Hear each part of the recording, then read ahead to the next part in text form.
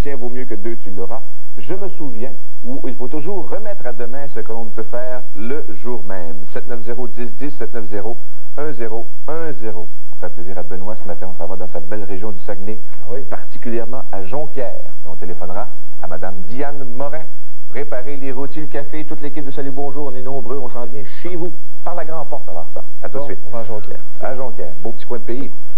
Comment va Mme Johnson? Faut lui dire bonjour, c'est sûr qu'elle est à l'écoute. Maman Johnson, qui est notre fidèle téléspectatrice. Oui. Madame Réa Landry de Carufel est décédée hier matin. Ça, il y a eu une agression, là, c'est celle de la rue Une agression armée sur la rue Hochelaga, dans l'est de Montréal, lundi dernier. Alors, cette dame de 33 ans, Réa Landry de Carufel, a succombé à ses blessures, si on peut dire ainsi, hier matin à l'hôpital Maisonneuve-Rosemont, où elle était maintenue en vie par des appareils que l'on a, vous le devinez bien, débranchés. Pierre Lepage, le meurtrier, je vous le rappelle, s'est suicidé après avoir tiré des coups de feu sur Mme Landry Carufel, qui était en compagnie de sa sœur, parce que Mme Landry Carufel était en quelque sorte l'ex-belle-sœur de Pierre Lepage. Il s'agit du 22e meurtre à survenir cette année sur le territoire de la CUM, parce que même si Mme Landry était maintenue en vie artificiellement, on ne considérait pas encore ça comme une affaire de meurtre. Bon. Maintenant, sur la scène politique, Benoît, il n'y a personne qui gagne le concours de popularité. La popularité des chefs des grands partis au niveau fédéral est en chute libre. Aucun des chefs n'obtient même 20% de l'appui de l'électorat, n'obtient 20% de la confiance, selon un sondage Gallup qui vient tout juste d'être réalisé. Alors, Jean Chrétien, le chef du Parti libéral du Canada, voit sa cote de popularité chuter à 17%. C'est un recul de 10 points par rapport à l'an dernier. La leader néo-démocrate Audrey McLaughlin passe de 24 à 16% et Brian Mulroney ne profite pas de la remontée de son parti et sa cote de popularité glisse de 17 à 13%. À l'approche des référendums qui s'en viennent, pas question de changement à la tête du PQ? Non, on a réitéré sa confiance en Jacques Parizeau lors du Conseil national qui s'est terminé à Hull hier. Et M. Parizeau, lui, a invité ses troupes à accueillir sans arrogance les fédéralistes désabusés. Si les fédéralistes sont dans la confusion, dit Jacques Parizeau, on a le devoir de démontrer que nous savons où nous allons. Il dit, il y a une foule de Québécois qui, du jour au lendemain, arrivent à l'évidence de la souveraineté et il faut les accueillir sans arrogance, a déclaré M. Parizeau, qu'on va écouter. Pas continuer à leur asséner des coups sur la tête en disant « vous l'avez bien dit, on vous l'a bien dit ». Un peu de chaleur humaine. Hein. Il faut bien reconnaître chez certains d'entre nous un petit peu d'arrogance des fois. Ailleurs, il y avait 2 brunchs politiques à Québec. On va rester dans la politique. 2 brunchs politiques hier matin. D'abord, du côté du Parti libéral du Canada, Jean Chrétien recevait des convives qui payaient chacun 150 $ du couvert. Il a déclaré qu'il voyait d'un bon œil la reprise des discussions constitutionnelles le 9 juin à Ottawa, même si l'échéancier des pourparlers était le 31 mai dernier. De son côté, le Bloc québécois tenait un brunch bénéfice également, mais à 25 $ le couvert. Et de ce côté-là, le chef du Bloc québécois, Lucien Bouchard, a affirmé que les négociations constitutionnelles sont cliniquement mortes, selon lui. Entre 150 et 25 $, la principale différence, c'est une petite patate. Préparatif à Rio, le sommet cette semaine, mercredi, c'est bien ça? Oui, c'est le branle-bas de combat à Rio où se prépare le sommet de la Terre qui va s'ouvrir mercredi. On va accueillir les 100 chefs d'État qui participent à ce sommet de la Terre. 10 000 soldats lourdement armés occupent les points stratégiques de la ville à bord de Jeep et de blindés. Hier, il y a des Autochtones des Amériques, de Russie, de Laponie et d'Asie qui ont mis fin à une conférence d'1 semaine à Rio en signant la Charte de la Terre qui sera remise aux chefs d'État qui seront présents à Rio cette semaine. Et dans cette charte, les Amérindiens, les Autochtones plutôt, exigent des terres, le droit à l'autodétermination et la reconnaissance des gouvernements autochtones. On souligne ce sommet-là sur le Mont-Royal aussi? Exactement, Guy. À quelques jours de l'ouverture de ce sommet de la Terre à Rio, il y a de 3 à 4 000 personnes qui se sont rassemblées dans le parc du Mont-Royal hier pour la marche des partenaires. Et sous le thème « Une terre en commun », les marcheurs ont tenté de montrer que la seule façon de régler les problèmes environnementaux, c'est de s'attaquer à la pauvreté à l'échelle mondiale. Des marches semblables ont eu lieu ailleurs au pays, notamment à Toronto, Calgary et à Vancouver. 12 piastres qui en rapportent 9 millions, je veux la recette. Jouer aux machines à sous dans un casino de Reno, au Nevada. C'est une dame, une Américaine de 60 ans, qui a remporté samedi soir le jackpot record de 9,3 millions de dollars en jouant seulement 12 $ dans une machine à sous Mega Box d'un casino de Reno.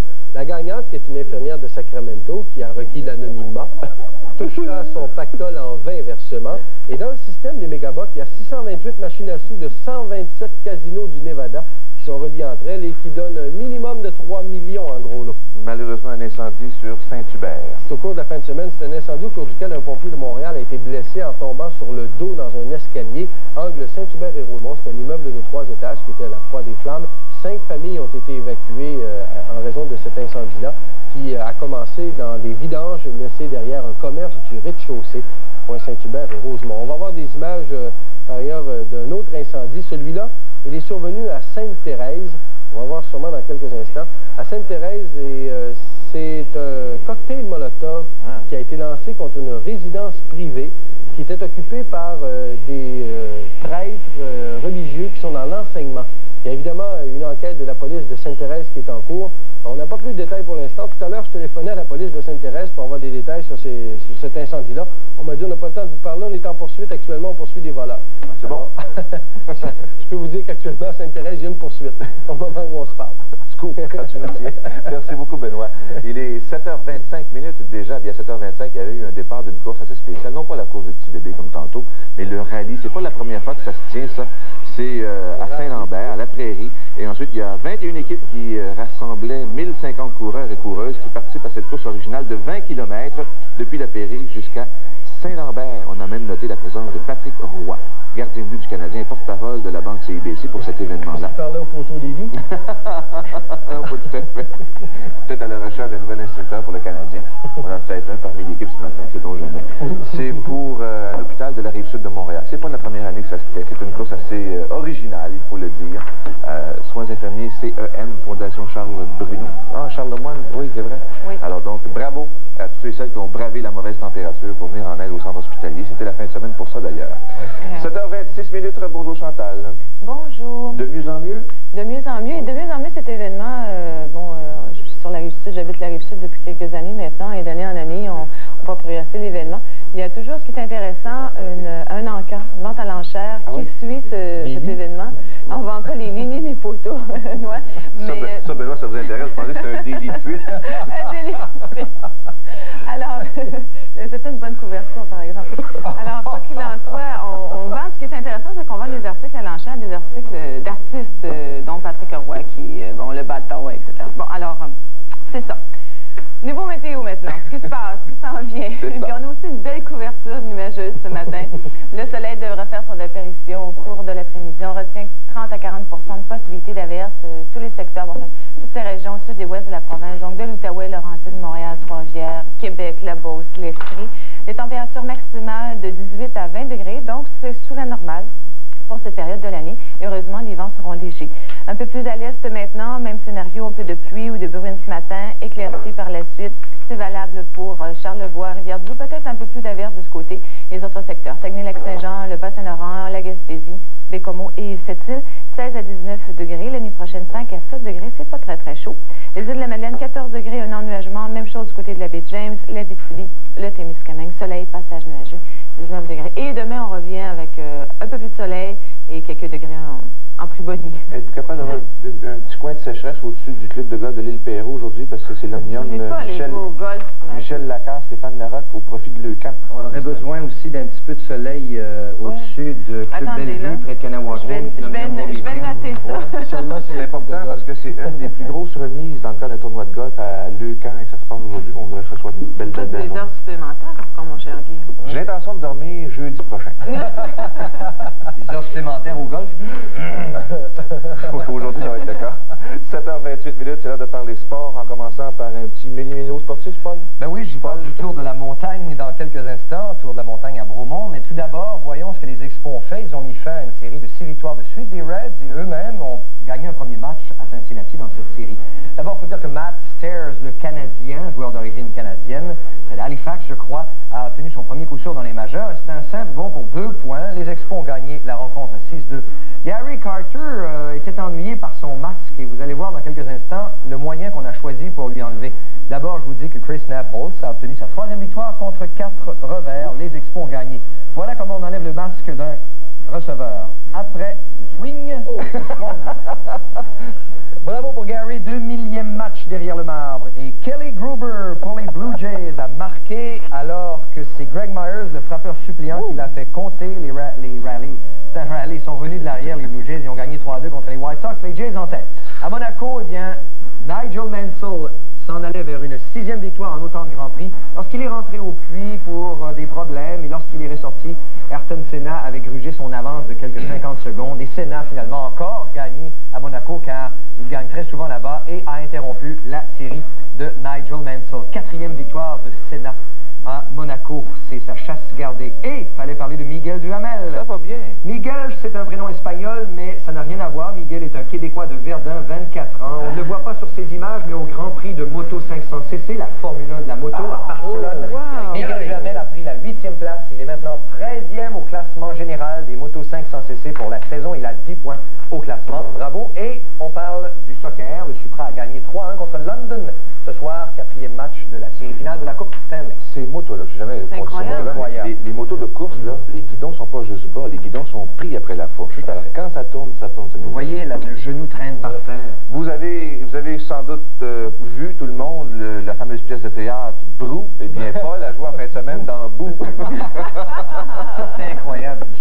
Le Tour de la montagne est une activité participative. On attendait près de 1500 personnes. Et croyez-le ou non, il y a eu 1000 personnes qui se sont présentées par une température. Vous étiez très bien à l'intérieur. Évidemment, Salut Bonjour était représenté par ces deux représentants, c'est le cas de le dire. Benoît Johnson Le petit chaperon bleu. et moi-même. Simplement traverser le stationnement, j'étais sale. Benoît, pas sale du tout. Il est rentré à la maison après avoir encouragé les quelques 1000 cyclistes à prendre le départ. Il avait la grippe et c'était une très bonne raison. À quelle heure vous l'avez pris jeudi, Benoît?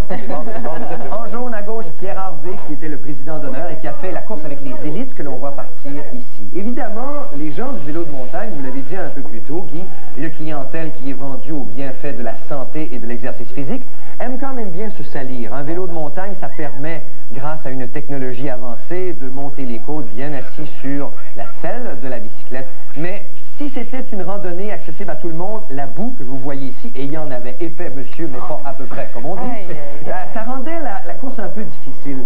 Et il y a un petit gars, écoutez bien, il va en entendre parler ce matin, il s'appelle Jean-Michel Caillat de Granby. Je l'entends derrière moi et dit « J'aimerais bien être à l'école aujourd'hui. » Ben, j'ai pas pu le croire. Jean-Michel Caillat, va-t'en à l'école, ça n'est pas tombé dans les oreilles d'un sourd. Ça a été aussi très bien car les gens, tout sales qu'ils étaient conscients qu'ils se complaisaient dans un décor extraordinaire. C'était 24 km, je vous avoue en avoir complété 12. Au deuxième relais où on me servait de l'eau, j'ai dit bonsoir, je suis parti. D'autre part, il faut souligner avec mon visage meurtri que j'ai eu beaucoup de difficultés, j'étais très sale, j'ai pris mon bicycle pour un dragster, je n'ai pas compris comment ça fonctionnait, et je ressemblais plutôt à une boule de pinball, vous savez, là, cling cling, passait d'un côté, Là, je comprends pourquoi vous avez fait 12 km.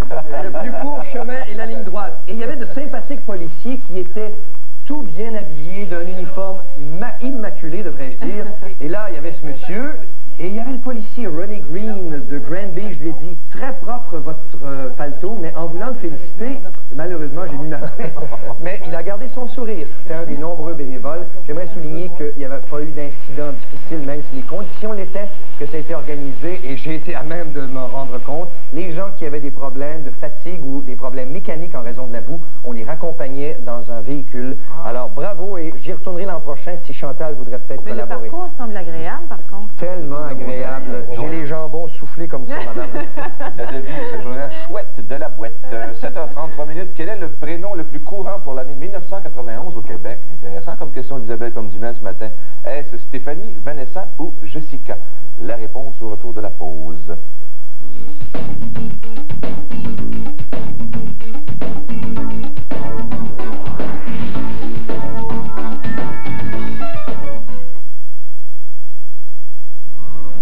Je vous invite à notre première émission de la série d'été du Match de la vie en reprise Le Monde rural depuis la région du sud-ouest du Québec. Mardi, 21h.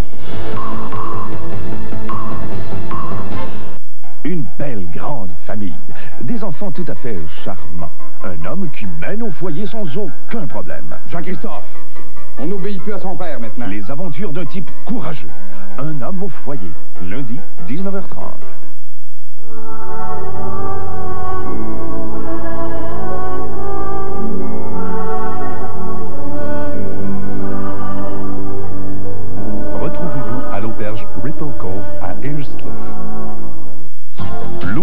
c'est économiser. Et ça, c'est Loutec. Vos tapis ont besoin d'un bon nettoyage? Loutec vous offre une laveuse à tapis des plus perfectionnées, facile à opérer et qui nettoiera à fond tous vos tapis. Vous voulez décoller votre vieille tapisserie? Loutec a pour vous une décolleuse à tapisserie qui vous facilitera énormément la tâche. En un tour de main, sans vous éreinter, la besogne sera terminée. Chez Loutec, on est équipé. À Sanaire, les 6 et 7 juin, ne manquez pas le National 10 roues, le plus grand rassemblement de camions au Canada, avec démonstration de wheel standers et de... Un gagnant par jour, un grand gagnant par semaine également, et le grand gagnant de la semaine pourra se mériter de beaux prix, comme par exemple des chaises longues, des valises, des barbecues. Également, il y aura même en bout de ligne un voyage en République dominicaine à gagner. Ce sera le Grand Prix de l'été, un concours provincial. Donc, qui sait, c'est peut-être vous qui ferez vos valises et ça ne vous aura coûté qu'un sourire. Plus de détails, 11h30, La vie en esprit sur Télé 7. 7h38 minutes maintenant, 8h moins 22. Quelle est votre devise? Après la pluie, le beau temps, un tien vaut mieux que deux. Tu l'auras, je me souviens, où il faut toujours remettre à demain ce que l'on ne peut faire le jour même. 790-1010, 790-1010. 22 minutes avant 8h, on s'en va à Jonquière ce matin. Bonjour, Mme Morin. Bonjour, Mme Morin. Bonjour. Ah, j'avais peur qu'on vous ait perdu. Comment ça va ce matin, Mme Morin? Ça va bien. Ici, au-dessus de nos têtes, c'est un peu nuageux. Est-ce que c'est la même chose à Jonquière? C'est la même chose. Oh, c'est dommage. Mais il fait soleil dans votre cœur. Toujours. Parlez-moi de ça. Quelle serait votre devise, vous, Mme Morin? 1 et 3. 1 et 3. Oui. Ah, c'est bien. Vous avez l'embarras du choix ce matin. 2 enfants? Oui. De quel âge? 9 ans et 6 ans. 9 ans et 6 ans. Ils sont en route vers l'école à cette heure-ci? Non, pas encore. Les autres, ils prennent pas l'autobus, ils marchent. Bon. Seulement vers 8 heures. Et vous travaillez un petit peu? Un petit peu à temps partiel. C'est bien pour vous tenir occupé. C'est ça. Et le vendredi, vous nous regardez au complet? Toujours. Ah, c'est gentil, Mme Morin. Bonne journée à nos amis de Jonquière et n'oubliez pas, votre carte postale va servir pour notre prochain tirage. Merci beaucoup d'avoir écrit. Merci. Passez une bonne journée. 7h39 minutes, 8h moins 21. Eh oui, le tirage est pour un séjour au Club Azur. Tirage qui a lieu ici même, à l'antenne de Salut Bonjour. L'adresse pour nous rejoindre, toujours la même. Concours Salut Bonjour. Oh, une belle suite, ça. Avec un petit jeu d'échecs. Que c'est beau. Que c'est fantastique. Est-ce qu'on peut donner l'adresse? Est-ce que je peux donner? Non, pas je donne l'adresse? C'est un concours. OK, d'accord. Que c'est beau. C'est beau, c'est une belle région. Le photographe qui a pris ça ne manquait pas d'adresse. Fantastique. Chantal, oui. Nous avons dans nos mains des cartes postales. Vous faites la pige, s'il vous plaît, de la personne qui va remporter... Ah oui. Attendez. Sainte-Thérèse de Lisieux. La personne gagnante d'un séjour au Club Azur, il s'agit de Madame Jeannette Cyr de Saint-Sauveur-des-Monts. Oui, celle-là même qui a vu grandir ou presque Madame Jocelyne Cazin. Bravo, Madame Cyr. Vous irez passer un beau séjour, une fin de semaine au Club Azur. La question d'Isabelle Comdibiel ce matin. Concours Salut Bonjour, Club Azur, 600 Est de Maisonneuve, Montréal-Québec, H2L4P2. Quel était le prénom le plus populaire en 1991 au Québec? Il y avait 3 choix. Il y avait Jessica, il y avait Stéphanie, il y avait Vanessa également. C'est le numéro 1, effectivement, bonne réponse. Il y avait quelque chose comme 1600 petites filles qui portaient le nom de Stéphanie, recensées en 1991. Imaginez à l'école, à la classe, 3 ou 4 du même prénom. Ah oui. Moi, à mon âge, en 83, c'était Guillaume, mon plus vieux. Alors, je disais, Guillaume, viens souper. Je me retrouvais avec 6 personnes à la table. On a passé la semaine à Québec la semaine dernière et on a pu constater, sous un abri genre Tempo, qu'il y avait des fouilles archéologiques et on cherche toujours les restes de Samuel de Champlain. Et on n'a toujours pas trouvé les restes de Samuel de Champlain. Par contre, on a découvert des restes assez intéressants sur le plan archéologique. Il était question de 45 corps. 45 squelettes, mais aucune trace de Champlain, ni de la chapelle portant son nom. Alors donc, on a décidé de mettre fin aux recherches de ce côté-là. C'était près de la côte du Palais, non? Place Royale? Non, juste qui mène vers la rue de la Fabrique, dans ce coin-là. Alors donc, on n'a pas eu l'occasion de voir des recherches de ce côté-là. Bon, ceci étant dit, à 7h41 minutes, ben, c'était ça, le topo. Ça, c'est un topo. Ça, c'est un topo. C'est un topo sonore. Alors, je me tais. Samuel de Champlain pourra continuer à dormir en paix, loin des regards indiscrets. Malgré les fouilles minutieuses, l'énigme demeure entière. À vrai dire, le responsable du chantier ne croyait pas vraiment trouver ici le fondateur de Québec. Il devait toutefois vérifier l'authenticité d'un plan datant de 1853 qui situait sur cet emplacement la chapelle Champlain. C'est ce plan qui indique un bâtiment à petit carré noir qui est appelé chapelle Champlain. Il fallait savoir si ça a réellement été construit ici ou non. Pas de traces de ça, donc il paraît que ce qui est indiqué sur le plan Morin est une mauvaise interprétation. Au cours de leurs 4 semaines de travail, les techniciens ont toutefois exhumé 45 squelettes. Il faut dire qu'il y avait sur ce site un cimetière qui a été fermé en 1843, mais l'ampleur de la découverte a surpris. C'était vraiment étonnant de voir qu'il y a autant de monde sur le rebuade. Il reste peut-être 200 autres maintenant sous nos pieds. Alors ça, c'était un résultat très intéressant. Ce travail de fouille avait été demandé par le séminaire de Québec qui veut faire construire une chapelle cet automne à la mémoire de Monseigneur de Laval. La petite équipe remballe donc ses pelles et ses chaudières sans avoir percé le fameux secret de Samuel. Là où il est, s'il nous regarde, il est sûrement bien copain. Bernard Chabot, TVA, à Québec. 7h43 minutes, 8h moins 17 maintenant. Bonjour, M. Bergeron. Bonjour, Guy. Comment ça va ce matin? Tu avais préparé des sujets ce matin, hein? Ah, des sujets pour ce matin, on va oublier ça, mon Michel. Hein? Et pour faire exception ce matin, Michel, c'est nous autres qui allons préparer le sujet. Ah ouais? Premièrement, un petit mot sur la 3e victoire des Penguins de Pittsburgh. Est-ce que ça veut dire que le hockey achève? J'ai l'impression que ce soir, c'est la fin. Ah oui? En 4? En 4. Écoute bien, je pense que le talent des Penguins de Pittsburgh, la force physique, ce sont tous de gros joueurs, en plus de très talentueux. Barrasso, le mieux, qui ont pris charge de cette série-là. Barrasso, là, ça fait écarquer les yeux de bien du monde parce qu'on disait qu'il est instable, ce gars-là. C'est pas le genre de gardien de but qui va nous amener loin, mais attention, il est en train de faire mentir les critiques. Mais parce qu'il joue avec Mario Lemieux, il dit ce matin, dans le jour-là, j'ai trouvé son commentaire pas mal intéressant. Il dit, ça va être plus facile pour moi de rencontrer le bon Dieu que de gagner le trophée Conn Smythe. En effet, il a bien raison parce que Mario domine encore. Oui, c'est ça. Michel, bon, voilà pour les séries finales de la Coupe Stanley. Ce qui a occupé le monde du sport depuis vendredi dernier, c'est le tremblement de terre qui a secoué le temple de la Sainte-Flanelle. Comment expliquer ça, ce départ, je dirais, précipité de Pat Burns, alors qu'on lui avait donné un vote de confiance au lendemain de l'élimination du Canadien? Je pense que la critique, à un moment donné, fait partie du quotidien d'un instructeur d'une organisation, mais vu la défaite en 4 matchs du Canadien contre les Bruins de Boston, surtout, la 3e année que le Canadien se fait éliminer par les Bruins, la critique était devenue quand même très sévère, à l'endroit surtout de Pat Burns. Puis moi, je crois à ça, qu'à un moment donné, un homme peut en prendre, mais à un moment donné, il ne peut pas tout prendre. Et lorsque Pat Burns a demandé à Serge Savard s'il pouvait négocier, et je croirais ça, parce qu'il a engagé Don Meehan, qui est un agent quand même réputé dans le domaine du hockey, mais Pat Burns n'avait pas d'agent avant de rencontrer Meehan la semaine passée. Donc, à ce moment-là, il se dit, il y a 4 clubs qui n'ont pas d'instructeur présentement. Donc, peut-être le temps est venu pour moi, parce que Pat Burns a quand même de l'expérience. 4 ans avec la même équipe de nos jours, c'est beaucoup. Donc, il a eu la chance de parler à certaines équipes et il a quitté, je pense qu'il a quitté soulagé. À ce point-là, Michel, vous connaissez Pat Burns et vous. Il y a un immense respect entre vous deux. Est-ce que c'est sa décision? Je le pense que c'est sa décision. Comme j'ai dit, Guy, même si Serge Savard a dit que Pat Burns était son instructeur 3 semaines passées. Puis, à un moment donné, Pat Burns le savait. Si la saison commence et le Canadien commence du pied gauche, d'une manière difficile, encore une fois, la critique recommence. Et je pense que ce qui a fait le plus mal à Pat Burns, intérieurement, peut-être il ne le dira jamais, c'est ce que les joueurs ont dit dans son dos, sur le couvert de l'anonymat. Surtout un joueur comme Brian Scrudlin, que Pat Burns a protégé toute la saison. Surprotégé, exactement. Puis là, à un moment donné, ça fait mal, ça. Je retiens une chose de son discours, par exemple, c'est qu'il dit, écoutez, un instructeur fonctionne avec les joueurs qu'on lui donne.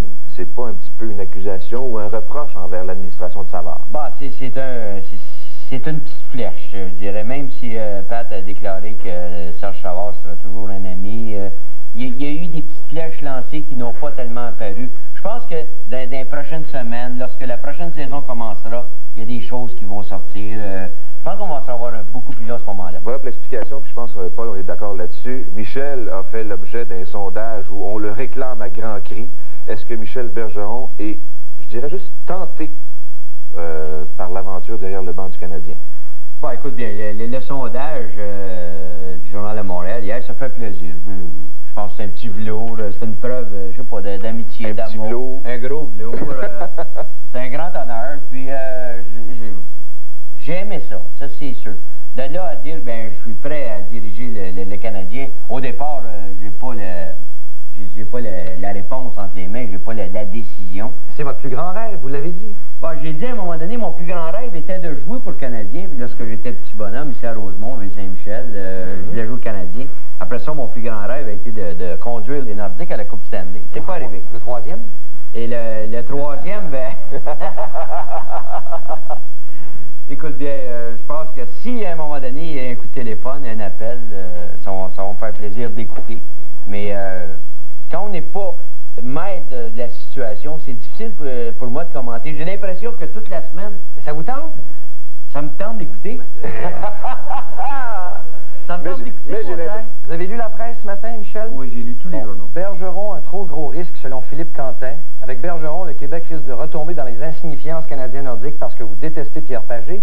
Et à quel point êtes-vous encore capable d'imposer votre autorité dans un vestiaire? Qu'est-ce que vous répondez à ça?